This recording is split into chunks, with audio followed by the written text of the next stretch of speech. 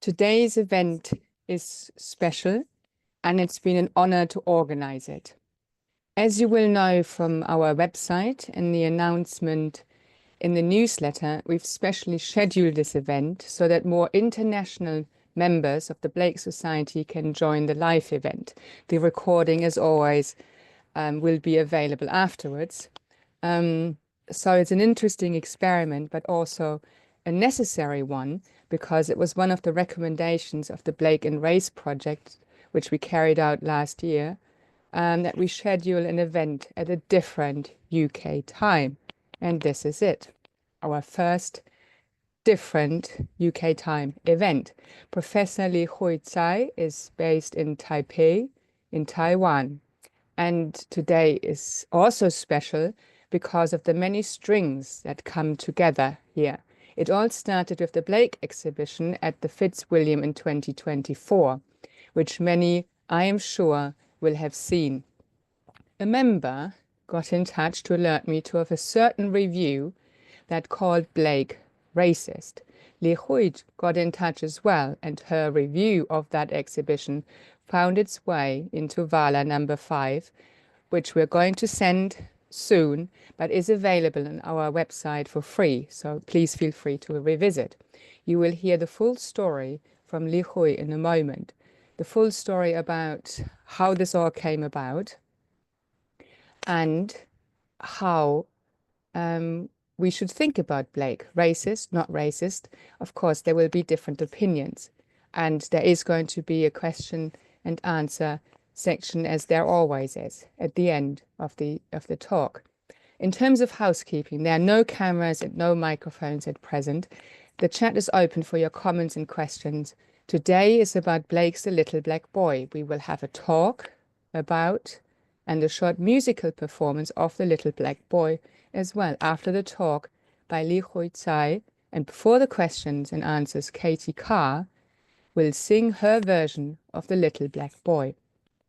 Ian, our technical wizard in the background, who we couldn't do without, will share all links mentioned in today's talk with all participants registered for the event after the event.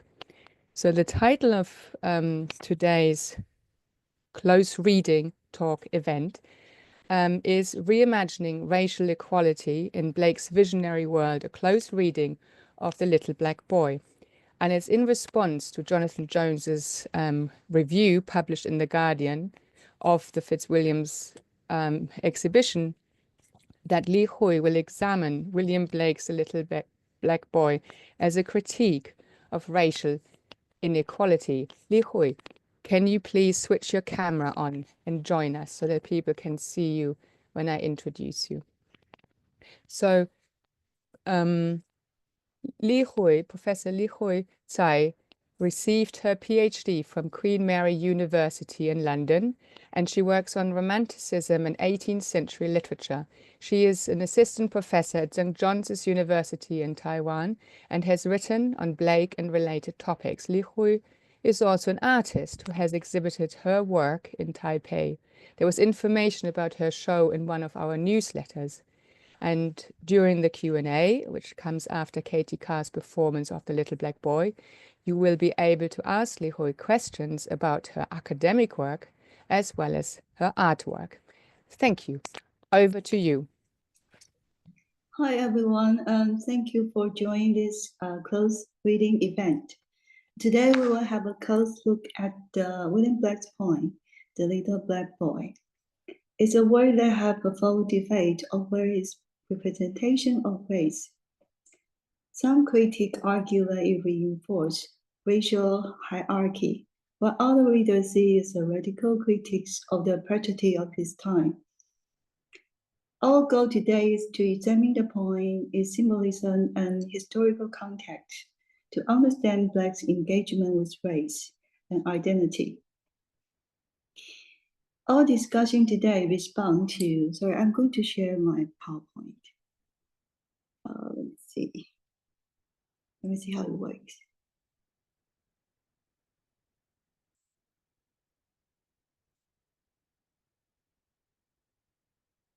Okay, can anyone see my? Yes, that looks great. Okay, this is the title. Okay, our closing event.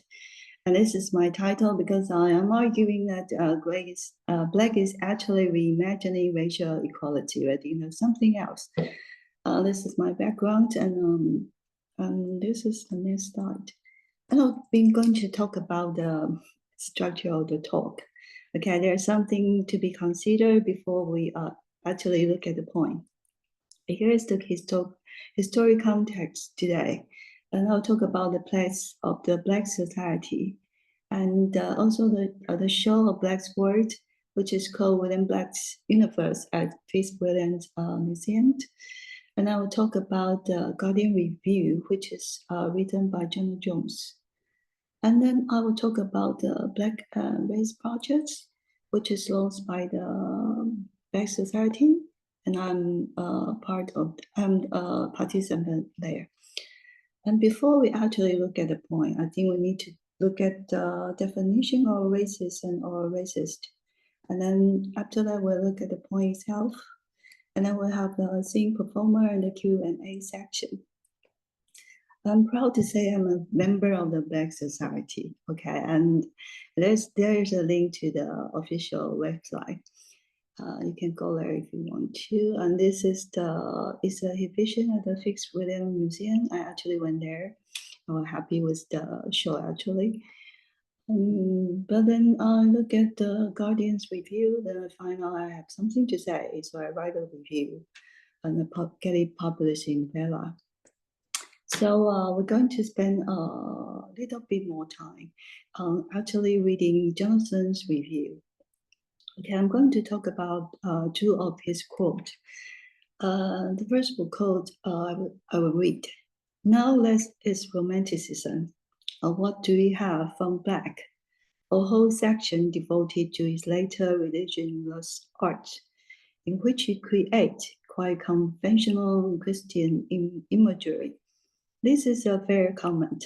The only thing I do not agree with is the use of the wording conventional, because in this talk I'm going to argue that Black's use of Christian imageries is nothing but conventional. Okay, there's another quote that's quite important to this today's discussions, and this is Jonathan's view of the point, the black point, the little black boy. Okay, I'm going to read. There's only one sheet, for instance, from his masterpiece, Songs of Innocence and Spirit, and it's the little black boy. The long caption awkwardly attempts to reconcile Black's opposition to slavery with the far from modern way he writes about blackness. Having recently reread him, I can confirm that while he often returned to enslavement in his writing, enslavement is the first word in the vision of the daughter of Elvin. He's clearly a racist by conclusion. Okay, I think that this reflects some of the view when people read the point of the black point. But is it right to conclude that Black is a racist just because he used the color of white in the point about the little black boy? And this is the question I'm going to ask in this talk. And this is also the same question the chair of the Black Society is asking in her letter to the editor of the Guardian. And you can find the letter on the website of the Black Society. And after the letter, the Black Society actually want to do something, to respond to Jonathan's review. And then the Black Society launched the Black Race Project. We have 6 members from different backgrounds. And it's during this discussion, we talk about the definition of race, racism, and everything else. We're going to talk about the purpose of the Black and White project. And this project, I quote, was an attempt to have a conversation and share value, as well as to pin down what the Black society could do better. We don't want silence. we want passionate debate within our membership. The Black society is taking on board all of these different views, allowing them to inform activity, to celebrate and to investigate Black's work, and which is exactly what we are going to do today. And I like the quote that Black and Project is using in his statement. For example, this is one of the quotes from Black's point. For everything that live is holy.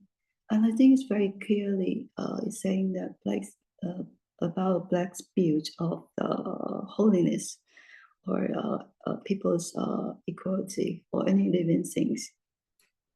And the work, the quotation is from The Marriage of Heaven and Hell. This is one of Black's earliest work. And there is another quote that is quite famous. I will just read it out. I must create a system or be enslaved by another means. I will not reason and compare. My business is to create. And this is from the Black's point that you listened. And this quote is quite frequently used. I even, see this quote from a movie. And this quote is saying that, creativity is more important than everything else. And also liberty is something that is the greatest thing in the world. So this quote is also saying that Black is against anything that's related to enslavement. And this is here I will talk about the participant in the Black and Race Project. We actually have 6 members from Australia, Taiwan, Turkey, Tunisia, Portugal, and the USA. And we have men and women and people, young persons, and older persons. And we have artists and academic. We saw with our PhD. And I really think this is a meaningful project. And one of the participants said Jonathan Jones does not challenging the traditional assumption of whiteness and blackness in the discussion of racism and race in our modern world. I'll continue this quote. He looked at him himself, Jonathan Jones. He looked at the illustration of the point and claimed that Black was a racist by modern standard. By many commentators, however, Jones rejected the point without actually reading it. By actually reading it, I mean examining the point closely, focusing on the text itself. And this is the background of this participant. I'm actually this participant. This is my view. And before I go into talk about the point, I would introduce myself a little bit and to see where I come into this work. And this is the illustration of Black's point, the little black boy in the Songs of Innocence. And the one in the center is my own creations, is my watercolor illustration of the little black boy. And then I also have William Black's portrait. I have his side painted quite differently. And then this, then I have my Black's portrait and illustration of the little black boy is exhibited in the 2005 Spring Art Fix in Taipei. We have quite a lot of visitors and we're quite happy with that. And then I'll talk about my engagement with Black in a very academic way. I have written some essays or reviews on William Black. The first one is actually published in Huntington Library Quarterly in 2018. And the title is Enlightenment, Mythology, and the Politics of Romanticism. Black's archival mixed revisit. It's actually a review essay of David Fowler's monograph. And then I have written a review of William Black's Universe, and I have published in Ballad last year. And right now I'm engaging with close reading of Black's poetry. This is what I'm doing right now, and this is why I'm going to have this closing reading event. Okay, before we're going to look at the point, it's important to clarify some key terms. For example, what is racism? Okay, people may have different definitions, but according to the Black and Race Project, racism is a discriminatory attitude, whether conscious or unconscious, based on a social construct that enable us to treat those who are different from us, from our ideological, social, economical, political, religious, etc. purposes. And I quite agree with this definition. But actually, I now talk about the definition of being racist. And I prefer a simpler definition like this one from Collins English Dictionary.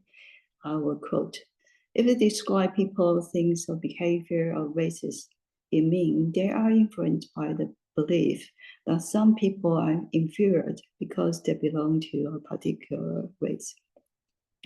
And I would argue by these definitions, Black does not fit in this, what we think about people being racist.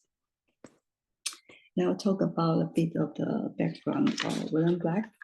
He's an English poet, painter, and printmaker, and is known for his poetry and his critique of social injustice. Actually, there's something unique about Black, because Black actually talk about race and equality and spirituality in his poetry quite a lot. I think it's more than any other romantic period writer, and that's my point of view. And now talk about The Little Black Boy. The Little Black Boy was originally published in the year of the French Revolution, and is included in the collection of poems, The Songs of Innocence. This poem is special because it explores the things of racial identity, spiritual equality, and divine love. And I think it highlights the contrast between physical appearance and inner virtue.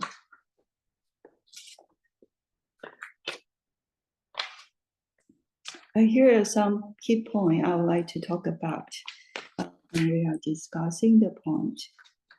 The first thing I want to say is that Black challenges everything in his time, including racial injustice. And also I'm going to talk about why the point is relevant today.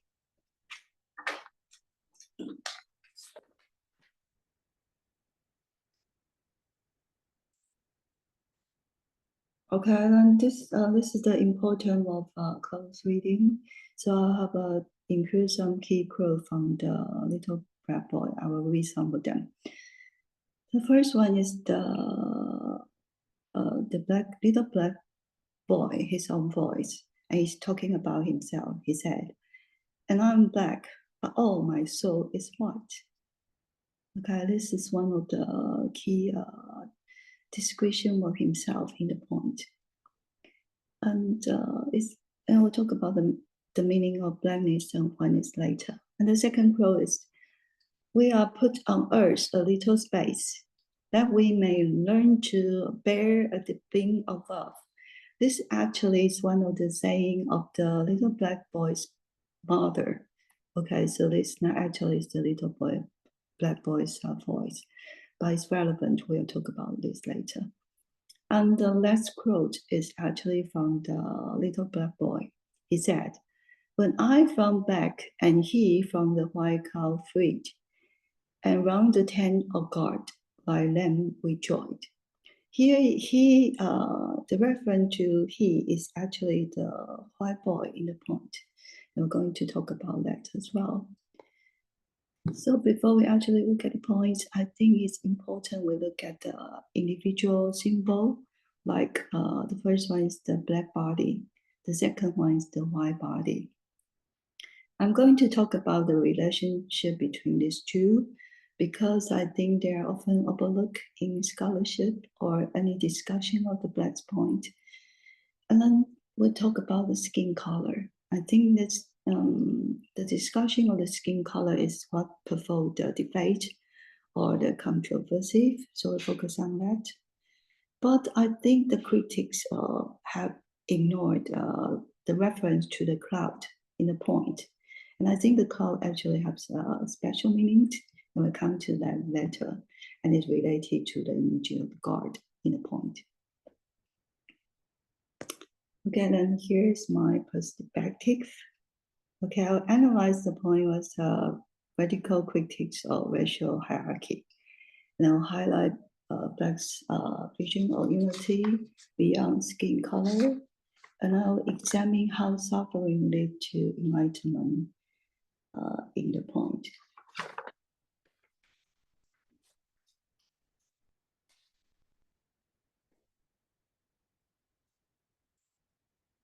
And here's my argument. I think the point challenges the racial equality by portraying spirituality equality, and highlight the role of suffering and divine love in humanity, and also questions societal view on race and moral roles. Before that, we're going to talk about Black in the historical context. Black in a period of intense social and political upheaval. The late 18th century saw the expansion of transatlantic slave trade, but also growing opposition to slavery and abolitionist movement in Britain, challenging the prevailing structure of racial oppressions. Black was deeply attuned to this debate, though he was not directly involved in abolitionist movement. His poetry often critiques system of oppressions, including slavery and colonialism. Okay, such as the point on the vision of the daughter of burning. And the little black boy is actually one of Black's most complex engagement with race. As part of the Songs of Innocence, it presents the perspective of a little black child, reflecting on his identity and relationship with a white child. At first glance, his language and imagery may seem to reinforce a racial hierarchy, and that's Jones' view. But a deeper reading reveals a more subversive and visionary critic, and that's my view. And before we analyze the point, let's briefly consider the image of the black child as a hero.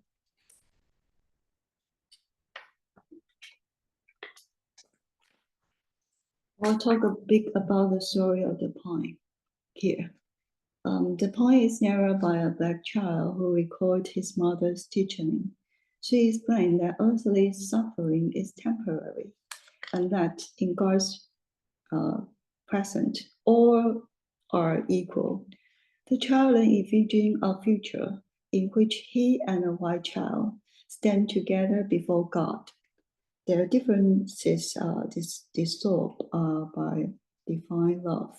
This is the summary of the point. And then we will analyze the key figure here. Okay, then it's clearly that the black boy is the speaker here, speaker of the poem. He's guiding the story all the way through. He includes his mother's voice, but then he ends the point with his own voice. And it's in the middle of the poem, he teaches the white boy about love and equality. And I think this showed a sense of wisdom and understanding beyond his age. And also we're going to talk about the place of the white boy. I would say the mother played a crucial role in shaping the child's understanding of race and divinity. And she told her, I didn't include the quote here, but I'll just read out the quote. Mother said, "Look on the rising sun, there God does live, and give his life, and give his heat away. And here the sun function a symbol of the divine love, shining equally on all people, regardless of their skin color. By associating God with the sun rather than with whiteness, Black undermined the racist belief of his time, which often equaled whiteness with divine favor. The mother's wisdom prepared the child for the reality of racially divided world, which also offering a vision of spiritual equality. This passage also reflects Black's broader philosophical and religious idea. Black was deeply critical of institutional Christianity, which is so complicit in oppression. That's why I say Black's idea of Christianity is unconventional. His emphasis on the sun as a direct manifestation of God's love suggests a more personal, mystical form of spirituality, one that transcends human impulse division. Now we talk about the little white boy. Another important aspect of the poem is the role of the white child. Unlike the black child, he remains silent throughout. This is a deliberate choice. If black were reinforcing racial superiority, wouldn't the white boy have the authority voice? But it doesn't, okay? Instead, the point refers as expectation, position the black child as the teacher and the white boy as the learner.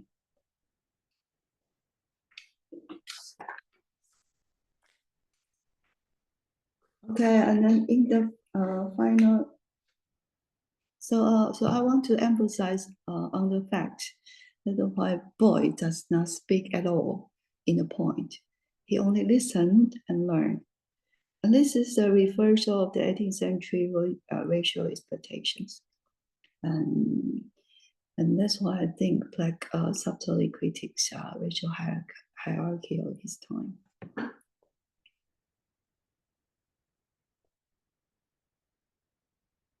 Okay, now I'll talk about the symbolism in the point.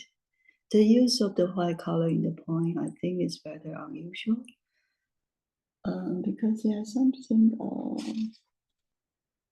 unique here. Let me see.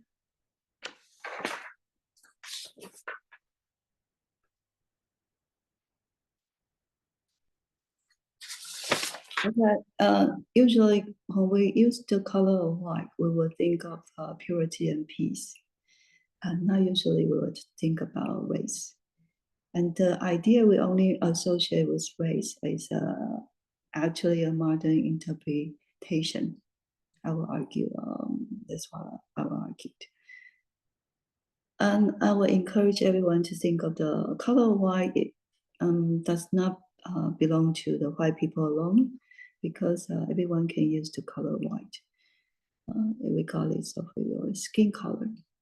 And also, Black's use of the imagery of cloud is rather different as well. He think of the clouds as temporary things, okay? And it's just like our skin color. Our skin color will fade when we go into our grave. You know, it doesn't mean anything when our body decay. And that's actually the ending of the poem, and what the little boy is arguing in the poem. And then we already talked about the symbol of the sun and sunlight. It represents God's love and shining equally on all people.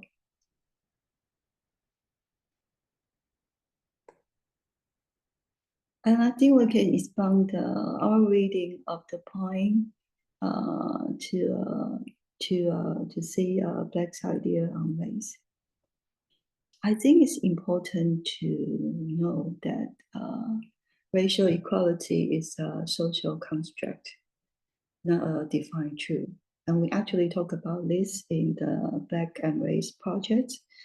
For example, if we go back to the definition of racism, here you say, the construction of racism is actually based on a social contract. We only think about, we are taught to think of certain race in certain way by our society.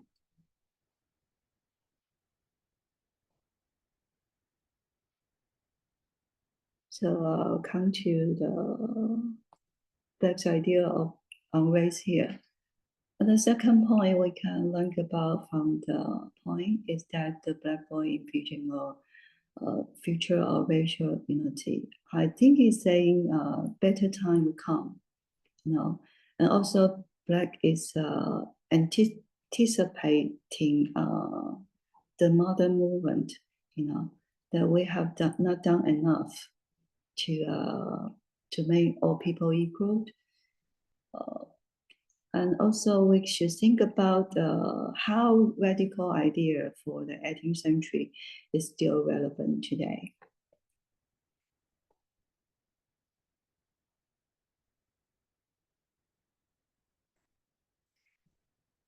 And then, and also we need to fight against some misinterpretation of Black's point. For example, as we have shown today, is a misreading of the white soul as something that is, a kind of racial superiority.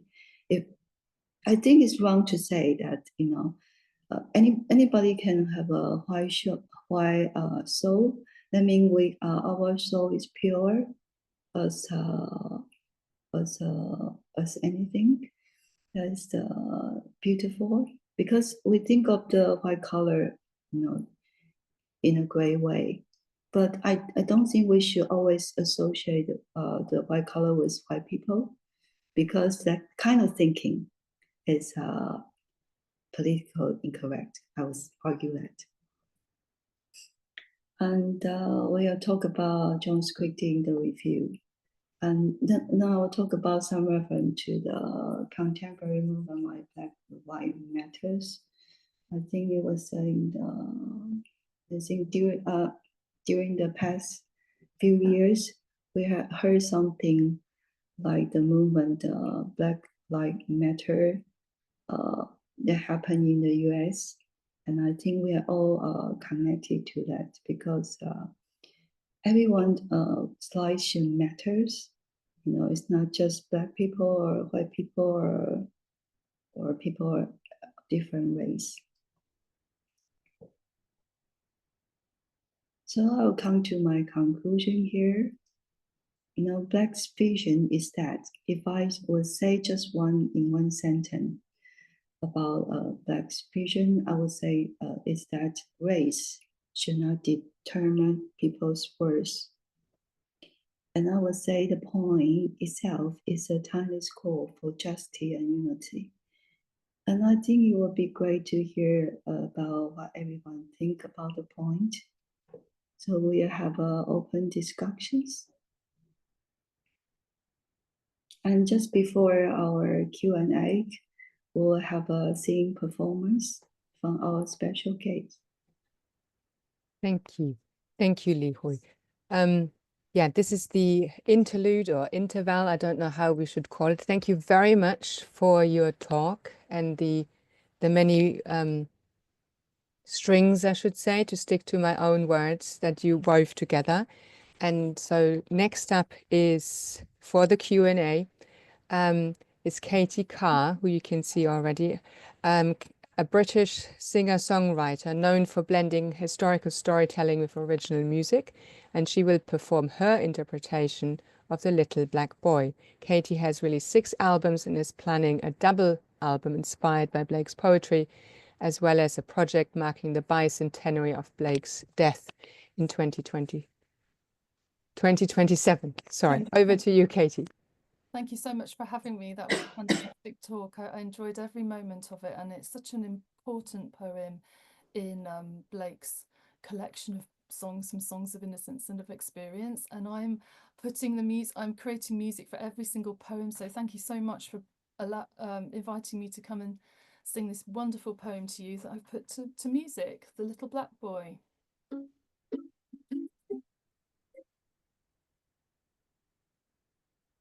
My mother bore me in a southern wild, and I am black, but oh, my soul is white. White as an angel is the English child, but I am black, as if bereaved of light. Mother taught me underneath a tree, and sitting down before the heat of day, she took me on her lap and kissed me, and pointing to the east, began to say, "On the rising sun, there God does live, and gives his light, and gives his heat away, and flowers and trees and beasts and men receive comfort in morning, joy in the noonday. We are put on earth a little space, that we may learn to bear the beams of love. These black bodies and this sunburned face are but a cloud and like a shady grove. But when our souls have learned the heat to bear, the cloud will vanish, we shall hear his voice saying, "Come out from the grove, my love and care, and round my golden tent like lambs rejoice." Look on the rising sun, there God does live, and gives his light, and gives his heat away, and flowers and trees and beasts and men receive comfort in morning, joy in the noonday. Thus did my mother say and kiss me, and thus I say to little English boy, when I from black and him from white cloud free, around the tent of God like lambs with joy, I'll shade him from the heat till he can bear to lean in join upon our Father's knee, and then I'll stand and stroke his silver hair and be like him, and he will then love me. Look on the rising sun, there God does live, and gives his light, and gives his heat away, and flowers and trees and beasts and men receive comfort in morning, joy in the noonday. Thank you very much for having me, and I'd like to say a big thank you to the William Blake congregation as well, and also to the William Blake Society.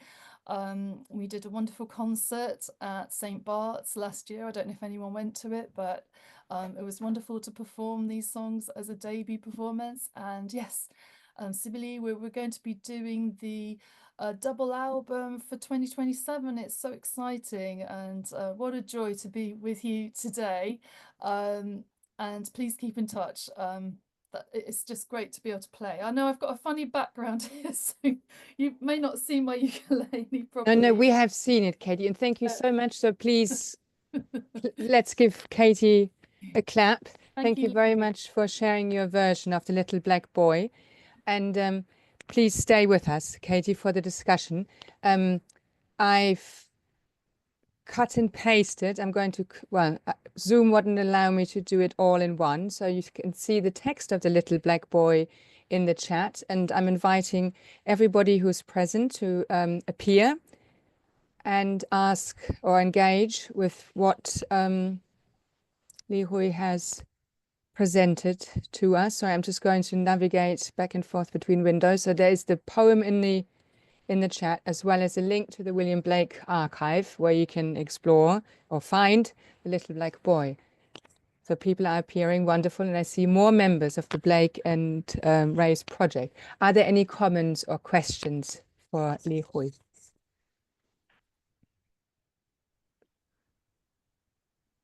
Dawn, please, and then Diane.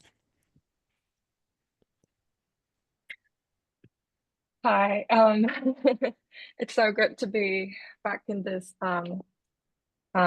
this kind of like session. It's and it was really like the topic, it just like caught my eye immediately because like The Little Black Boy, while it was one of the first poems that I read about Blake, because we usually start from the Songs of Innocence, and it was also my like the poem that has always like come back in my mind, especially studying in the US for a while. This is a digression, but it's like 8:41 a.m. right now. Yeah, it's fun. So I do agree with Professor Li Hui that I agree that Blake cannot be castigated for using racist vocabulary, considering his time and his challenges against his time. So I think he did more than other poets had done during his time. But at the same time, the reason the Little Black Boy always came back to my mind as if it's an alarm or alert is because I also think it's necessary that we as modern scholars should highlight and question about the vocabulary, the not racist vocabulary, but the vocabulary that he uses. Considering that this is a very early poem of Blake, I do think there is a like, I'm not saying that Blake has like necessarily changed, but I do see the influence of like Christianity in his later poems, however unorthodox they are. So how I comprehend The Little Black Boy is that Blake successfully confuses the us and them dialect of white and black people rather than saying, I am not racist. So, like, in other words, I think the point was not to prove that Blake is proving that he's not racist or more unorthodox Christian, but rather to blur his contemporary ideology that believes in strict and invincible and absolute binary between races. So I think I have like the mixed answer because I partly agree with Professor Li Hui, but at the same time, I don't think the Black Boy, his narrative, so-called transcend the black and white boundary. The very thought that he says, my soul is white, like, but my soul is white, implies that he has already internalized the equation of whiteness and purity, which is really tragic because even if he's a very, very young child, he has already been within the society in which the ideology is that white is good and black is sinful. So yeah, I think I have a mixed answer for it. I don't think Blake is a racist, and I don't think that was a point at all. I think Blake was quite successful in blurring the two racist, blurring the boundaries of the two races. And I think that's a beautiful point. And he kind of represented that with a very tragic situation that the Black boy has already internalized, the European ideology. Yeah, so it was really good to return to this poem and share the ideas with you. It is a very like, for me, it's a very bittersweet poem. So yeah, I think that was more of a comment than a question, but I really appreciate this talk. I really needed it. Thank you very much. Li Hui, do you wish to respond to this? Yes, I think you have raised a very interesting and important point about the division between blackness and whiteness. I mean, I think we can all agree that black is not a racist. And also because I think we should think about the question here. To call a black a racist and just based on the reference to a white soul is not enough. And also, what does it mean, a white soul? If the black boy is not allowed to call his soul white or describe the color of his soul white, what other color can he use? Can he just, so should we be just arguing that, I think it would be wrong to say, I'm a black boy, so my soul must be black, because this is our definition of white. And it refers to purity rather than the color race in black's time or in our time as well. I think just it's problematic. People just often try to associate with the color of white with the white people and nothing else, and it's wrong. So I think we should think about the symbolism of color. So I would argue that all color are equal because I'm an artist. I use all kind of color. I sometimes use the color black because some artists will not use the color black because it's kind of troublesome. But the color of black is necessary. It will make your painting more colorful. As I say to Bella, we use all kind of color to achieve the whiteness in our portrait. For example, if you look at my portrait of black, although his color, his skin color is white, I use other colors as well, or different colors. For example, in my illustration with the black boy, I use the color, lighter color. It's not black. It's not black color that I'm actually using. So we need to think about if we are going to talk about our soul, what kind of color should we use? If we just want to say simply, my soul is pure, unless we create a vocabulary to use other kind of color to represent purity, then it will be always the color white. But we may say orange. My soul is orange, and it's pure. But in black's time, it will not be understood. If you say I have orange color, I have orange color soul. Now you can say my soul is white because my soul is pure, and I think that's the end of the story. Thank you very much for your comment. Thank you. Thank you both. So next is Diane, then Carrie, then Penn, then Katie, and then Andy. Yes, you spoke at one point about the black boy learning through suffering. I'd like to suggest that joy is more relevant, that in fact the black boy is more porous and open to love than the white boy. And this would link, of course, with the very joyless nature of white colonizers, their restrictive practices. If we look at the poem, if we look at the rising sun, which is identified with God who lives there, we have words like love and comfort. I also think it's wonderful that Blake talks of the light being given to flowers, trees, and beasts before he talks of it being given to men, because you don't think of a black-white opposition when you think of flowers or trees. He's thinking of the whole of creation. And I'm also thinking how I've heard lots of examples of white people going out thinking they are the ones giving, and the indigenous people actually perceiving how the white people are in a kind of spiritual void and hanging on in the relationship so they can help them. And there's something of that pattern in this poem.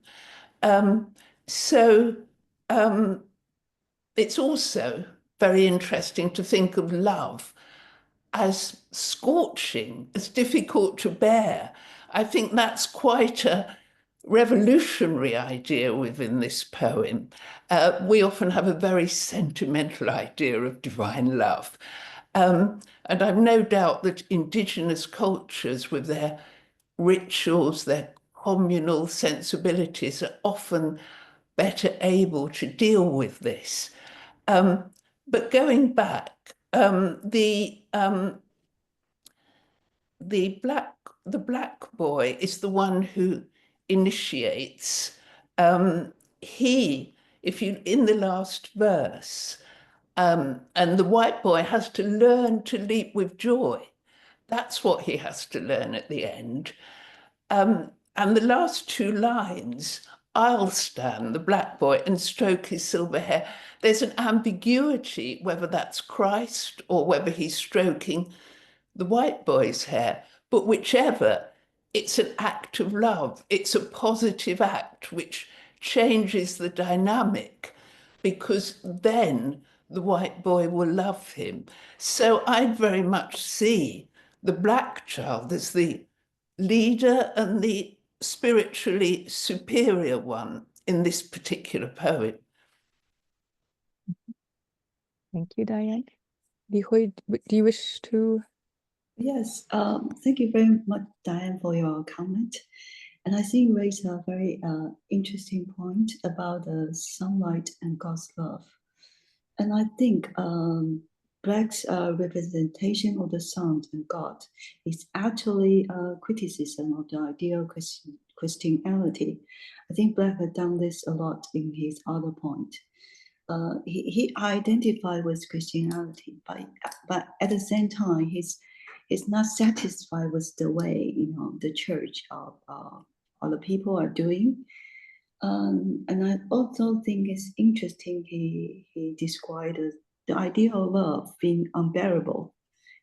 It's criticizing why, protesting to God, why you have, made me this way, that I have to suffer.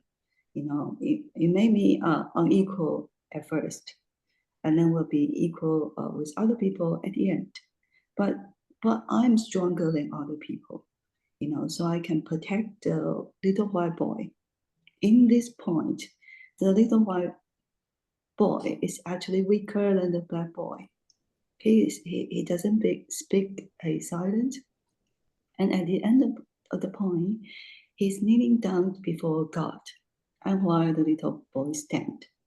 It's as if the little black boy is acting the role of a protector. And that's why I think that made the point radical.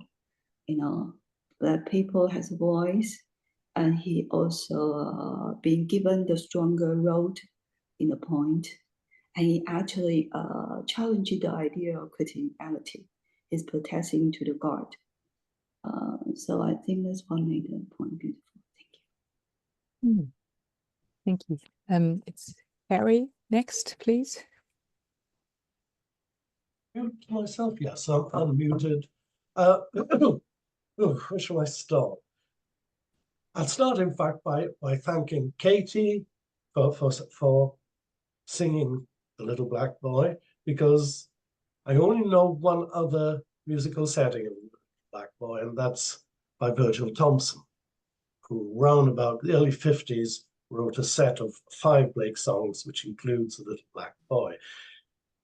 The significance of that is that when in the late 90s, a recording was made in 54, I think, of a splendid recording. The eminent American baritone Mark Harrell with the Philadelphia Orchestra conducted by Eugene Orlandy. So it was recognized at the time as an important contribution to American music. Then in the late 90s, it was reissued on cassette by an organization called CRI. I can't remember what the initials stand for. But it was reissued as just 4 Blake songs. they deliberately omitted Little Black Boy, and they claimed that Virgil Thomson had agreed that it should no longer be performed.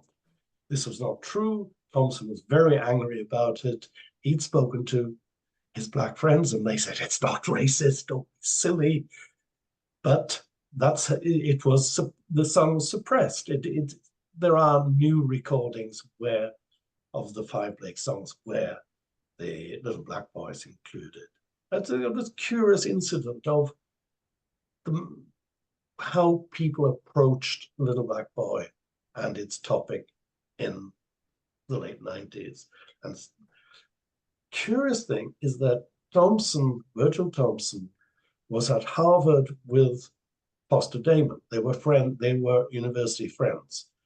And I was very struck when reading what Foster Damon has to say about Little Black Boy, in that he, very like Jonathan Jones, attributes to Blake the racial attitudes of his own time, of Foster Damon's time. Rather than Blake is not living in 1920s America, and he doesn't think like them about race, but it's curious that Foster Damon, very great scholar, just can't make that move to thinking what does Blake really like? But that was just a preliminary. What I want to mention is very great American Paul Robeson.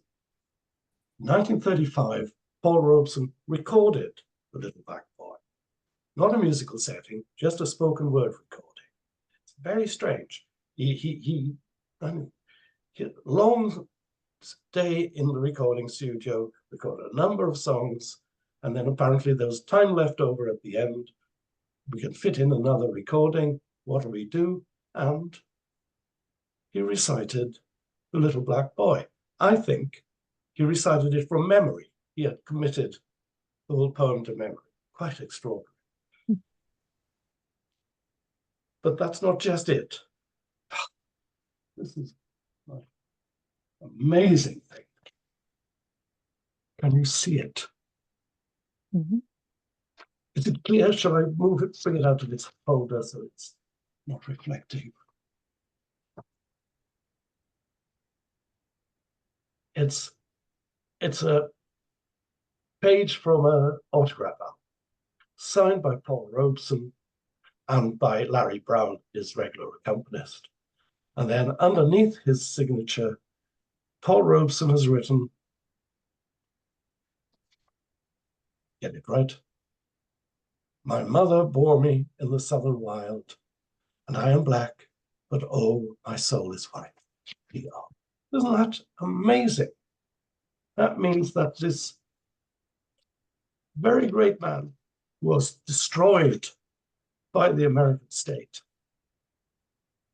I think, identified himself with the Little Black Boy. And doesn't that really destroy any claims the poem is racist? When a great Black American like Robeson identifies with the poem. I just wanted to, I know that's, I think that's really all I want to say, because I find myself deeply moved by that. Okay, that's me. Thank you, Carrie. Hui, do you want to respond or shall we move on? Oh, thank you very much for all the introduction to the musical interpretation of The Little Black Boy. I have learned a lot. At the end of your comment, you mentioned again the reference to the white soul. And this made me think about Black's another poem. It's called The Vision of the Daughter of Elvin, if I pronounce it right. And I think the protagonist in that poem actually says something about my soul is white as well. And she is a woman, And her race is not, it's not clear what kind of race she belongs to. But it's possible she's a white woman, or maybe she's a colored woman. So we can definitely think about that. And also we should think about that. If we really want to refer to the pureness of our soul, what kind of color should we use instead of white? Thank you very much. Thank you. So it's Penn, then Katie, and then Andy. Thank you very, very much, all of you, all the comments and speaker and singer. Just one comment on the Virgil Thompson and Foster Damon. They bringing their own assumptions to the poem, and it's unfortunate. I had occasion actually once to argue with Virgil Thompson, and he was saying Byron is the better poet than Shelley. So, he brings his own assumptions. And thank you for Paul Robeson. It's wonderful, absolutely.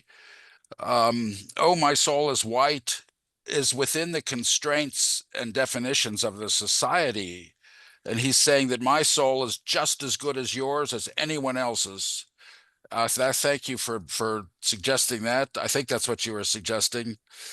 And I thank you for the clouds being temporary, a temporary covering that ultimately is meaningless because they both lose their clouds. When I from black and he from white, cloud free. That's so powerful. And that's the way the poem has to be read. My question is, do the illustrations further the meaning of the poem? For example, the second page, the children, I think it looks like they're looking at a white woman as opposed to the black woman on the first page. But I mean, I haven't seen many copies, so I'm not sure. But how do you, have you thought about how the illustrations may affect the meaning of the poem, either to cut against it or to contribute to your reading? Okay, thank you very much. I think it's very good questions. I actually have looked at different copy of the illustrations of the point. In one version, the black boy is all black from the beginning to the end. But in another version, at the end, when the little boy is standing next to Jesus or God, and while the little white boy is kneeling down, the skin color of the little black boy is not so distinct. He has a sense of whiteness and blackness as well. It's almost like orange or something. So I think that made his feature, a facial feature, more clear or distinctive. Again, I think he's saying that he's coming out, he's emerging from everything else. Then again, I will argue against the ideal, associating with the color of white being just, being racist and one things. Because we don't have any color we like better than the color of white to refer to the meaning of purity. And also we need to think about the meaning of freedom. The idea of freedom, is this the same as Black's idea in the 18th centuries? I think we hear people, we often think out of the box. And that was what William Black was trying to do in his own time. For example, if we are trapped in a body that we don't like, if we want some kind of freedom, what should we do? And if we don't like the colors, the people are saying that the blue color should go with the boys, and the pink color should go with the girl. But now we can subvert everything, So I think we need to really think hard on this. Anyway, thank you very much for your comment. Thank you both. There is a lot to think about, and raising awareness or returning us to the illumination is very important. What do we see? And Katie has given a voice to the little black boy, but is he talking in front of or to the little white boy? And then who is the figure? It's not God, it's Christ. So the blurring which Dawn raised at the beginning is happening on many different levels.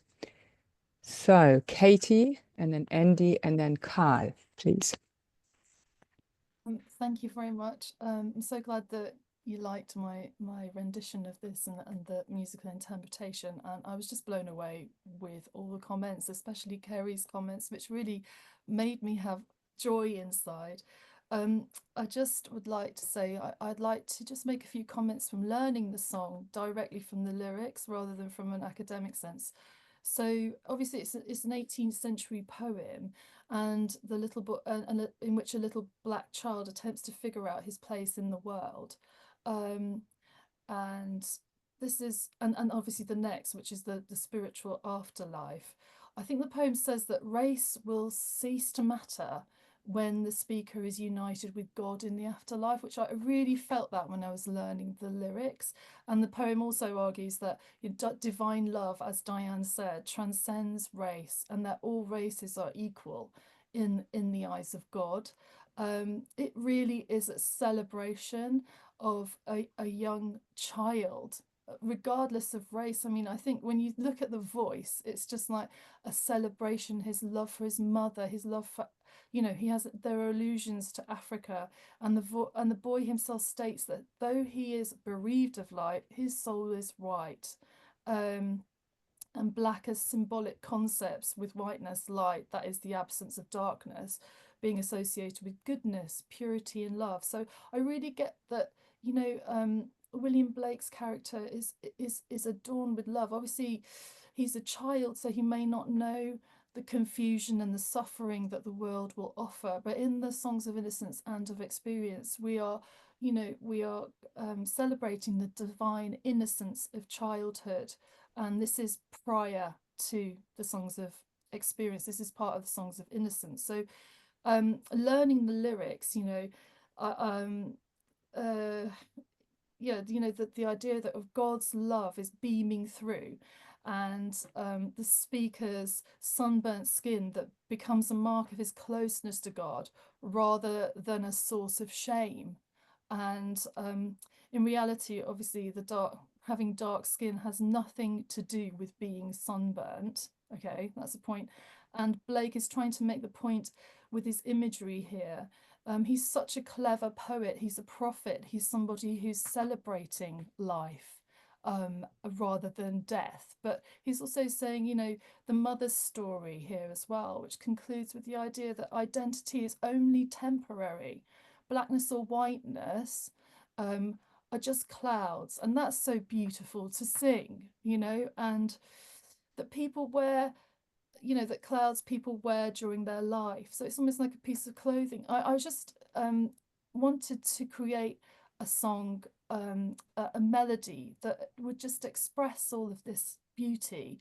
And he often mentions lambs in his poems. He has a poem called The Little Lamb, and here he's talking about like lambs rejoice. That he's making references to all the wonderful themes of his poems. So to sing this song, it was just a wonderful celebration of which, obviously the little child is still a child at this point rather than an adult. And it's possible that Blake was aware of this, what may happen to this little child, and the difficulties of living in a difficult world in the future. And again, was probably purposefully seeking to make an ironic commentary on the young speaker's naivety. But elsewhere in Blake's work, he does indeed condemn the promise of an idyllic afterlife as a means to excuse earthly mistreatment. But then again, the poem might simply be unaware the little black boy might just be unaware of his own racism, you know, so of its own racism. So yes, there's lots of themes there, but the overwhelming emotion behind this song and this poem is love, divine love, will conquer everything. So that's all I wanted to say, and thank you very much for having me. And it really is a joy to put these poems to music, and I'm so thrilled to be here. Thank you so much for making it possible. Well done, everyone. Do you want to say anything, Li Hui? If not, we move on to Andy. Okay, thank you very much, Katie, for your singing performance and your discussion of the poem with us. And also, I think it's this your point has been raised. I mean, people do think about the idea of racism in the point, and that the black boy and his mother might be endorsing this kind of racism because he wants to be like the white people.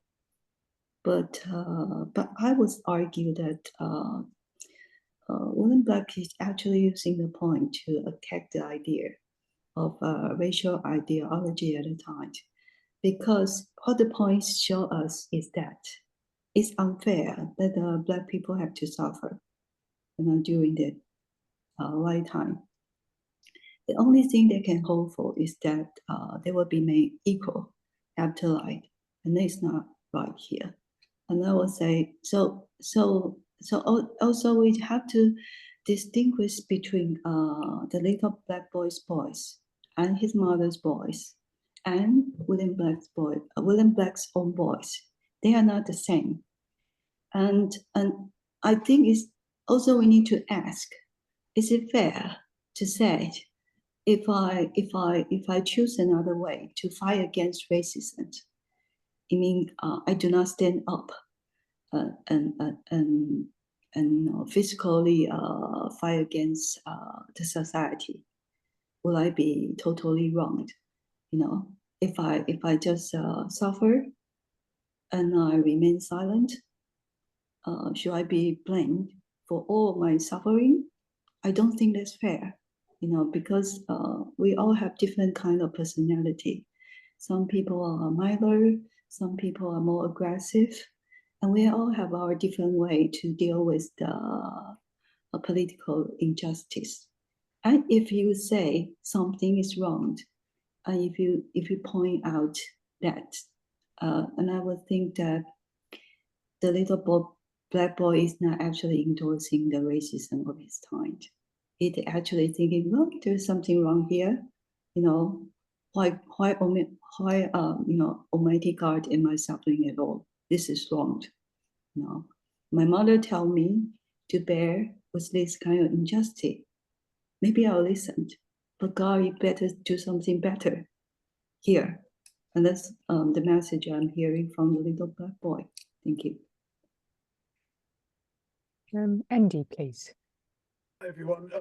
First of all, apologies. My internet connection is going up and down, and if I drop out, Sibylla, just carry on.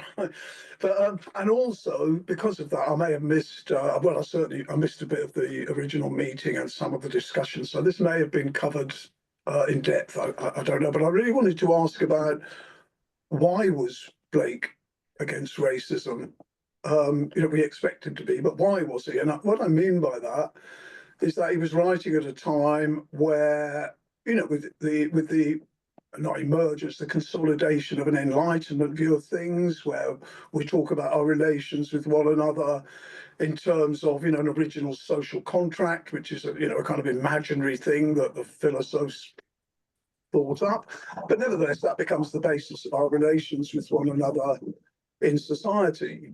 And if we think about racism today, you know, I think most people have a kind of sense of it as being a kind of, you know, a morally unpleasant, but kind of personal thing about the attitudes of people.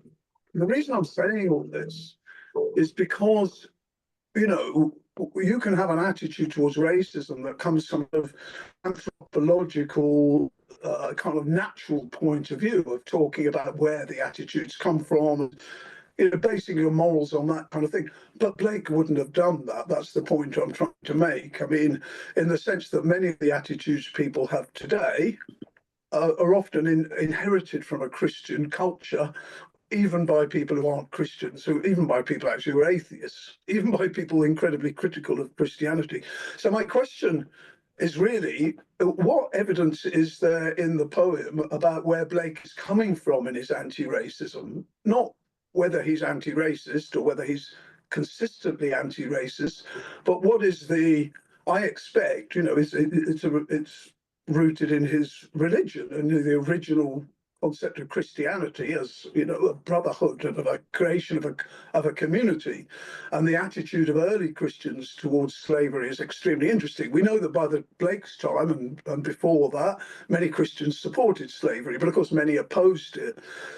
But my question really is, where does Blake sit within that matrix of the origins of his anti-racism, and how, if at all, is that reflected in the poem as a distinct point of view that might be contrasted with the anti-racism of other people of his time that had a different kind of perspective or basis?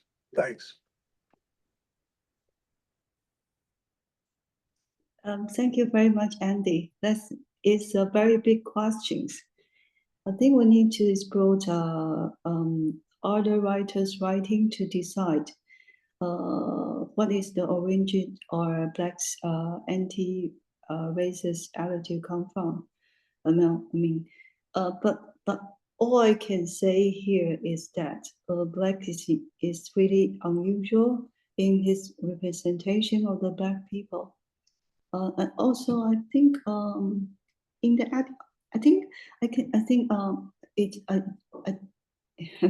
I just think of one thing. Actually, the representation of the Black people in the 18th century is rather liberal, because in some other painting, I would say Black people in a portrait, and they are often portrayed as a prince. So I think I would imagine that in the 18th century, people's attitude toward race are probably more liberal than the attitude that we have today, because I don't really see lots of racist representations in 18th century writings or painting, but in our modern time, we have lots of them, So thank you very much for your question. I think I will have to do some work on that. Thank you. Mm-hmm. Thank you. Carl, please. Am I unmuted? Oh, you've unmuted me. Thank you so much for your wonderful talk and for the wonderful music from Kate as well. I found that very moving. I'll just approach it from my own perspective, I suppose. The poem always jumped out to me as someone who works in anti-racism in this century as being something with a lot of empathy. And it's interesting because this whole thing started from Jonathan Jones' review, and I sort of agreed with the letter that the Blake Society wrote about that, because I thought it was a very casual introduction of that concept. It was done so casually and without any depth, and for me, that poem really spoke to me as a person of colour, I suppose. And I think the other thing that concerned me about the review, and you've mentioned it in your talk, so I'm talking about it, is my first reaction was, oh dear, that's going to put off so many people who might love Blake, because it'll just create, for me, quite a false picture, not only of the poem, but of all his wonderful work and all the wonderful lessons and insights that Blake brings to society today. And then my second reaction was I was really annoyed, because I felt that Jonathan Jones was really trying to speak for people and who didn't know Blake and who were not white. And it was created like a barrier, I think. And I was really pissed off, to be quite frank. And so it's wonderful that you've addressed that.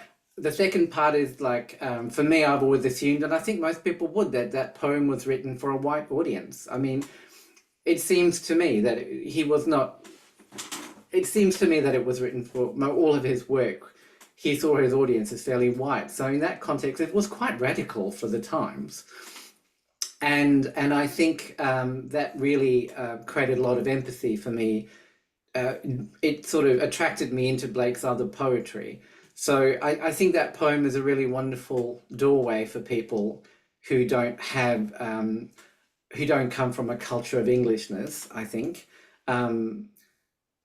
So yeah, just when you talk about racism, I think back in Blake's day, the words we're using, anti-racism, I mean, it probably wouldn't have been the vernacular at the time, but the spiritual and the religious and the compassion and one's reaction to cruelty and injustice is very embedded in Christianity and very embedded in Jesus's life and lessons and in the gospel. So I think I think what you're talking about, that sort of the no color, the colorlessness of it, I think that's very important. I'm an artist too. I see that, but I also think that in his mind he didn't have the word anti-racism, but you could feel it. I think if for a person who's experienced racism, I think there's a lot of the way he puts the story together, the fact that the boy is speaking and taking charge in that century is so unheard of. It's a bit like the lack of people of colour in art. Well, they weren't in literature. They didn't lead stories. So I think you made a really, really important point. And I just want to thank you and for a wonderful talk. That's what I had to say. Thanks. Thank you. Oh, thank you very much, Card, for your wonderful comment. And also, we are all part of the Black and Race project. And I think you mentioned one point that's really important, because one of the striking aspects of the Little Black Boy is his protagonist is the black child. And it's rather unusual choice for 18th century English poem. Very. And because in much of the Western literature of the time, Black individuals were either absent or depicted to a clownish or dehumanizing lens. And I think by giving the Black boy a voice, that actually suffers some expectations and grant the authority of the boy to tell his story. Is important, to have people from different race to tell their own story. And this is an important record, Thank you very much. And I just add, and it was a vulnerable. Yeah, it's vulnerable. Voice. It's not like an Othello, or it's not Shakespeare. It's a vulnerable, hurting voice, and I think the fact that he allows that space for the pain, and because it's about pain, Yes, and that cuts through the centuries, and that to me is extremely radical and empathetic.